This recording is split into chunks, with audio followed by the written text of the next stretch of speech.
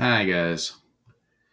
So, what a couple of weeks it's been, right? It's not even March yet, is it? All right. Thanks for toughing it out with us, guys, being virtual. I mentioned a little bit in the update. I don't think we're going to get the science and math building back anytime soon.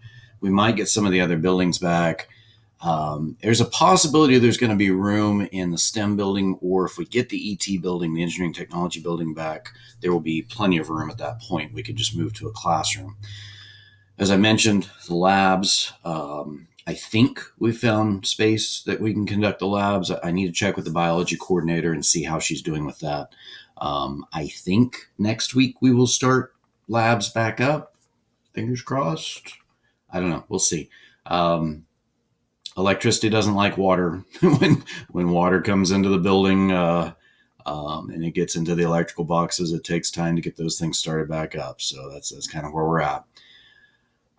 Again, thanks for working with us. We're trying to make this as the least painful on the students as we possibly can. I can assure you it's not pretty for us, but we'll make it work. Okay. All right. So again, thanks for being patient with us on some virtual classes here. I'll be available in Zoom tonight during regular class time. Stop in, ask me questions, or send me an email. We'll schedule another time. That's fine. Okay, try to keep moving here. Chapter 7. If you've not already done Chapter 6, go back and check that virtual day and get caught up on Chapter 6. This is Chapter 7. It is pretty dry. It is pretty intense. There's a lot of names, a lot of biochemical names of different sugars, a lot of names of enzymes, and I'm not expecting you to remember those, okay? The whole point here is we're talking about, and we're going to focus on breaking down glucose and into carbon dioxide and water and generating energy from that. That's going to be our focus. The processes we're going to talk about, your text also mentions other molecules, other fructose and other saccharides can be processed through these processes. It doesn't have to just be glucose. It can also be lipids and proteins, but our focus to simplify things is just going to be on glucose. That's really kind of what these pathways are designed for. Okay.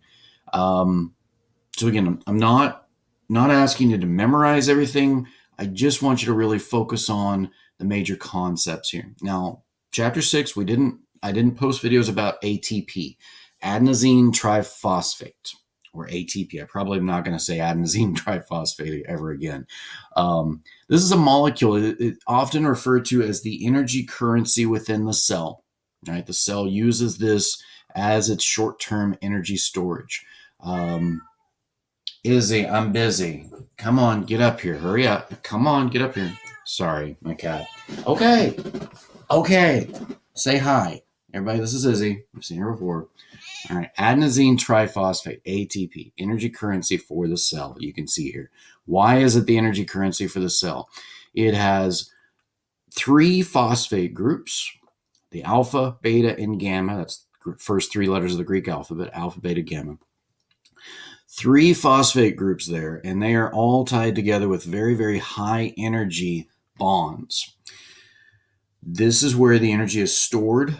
It's not a real stable molecule. It will, on its own, it will break down, especially that 3rd phosphate, the gamma phosphate group will break off, releasing energy. Those bonds between those phosphate groups store large amounts of energy readily available that the cell can use for different things. And a lot of times what it'll do is it'll take the energy from one of those phosphate bonds and inject that energy into a protein, an enzyme, and kind of change the shape of that enzyme a little bit so that enzyme can then create the unstable product that the enzyme creates so the reaction can occur. And so we talked about that in Chapter 6. All right, I've got to go to the next video.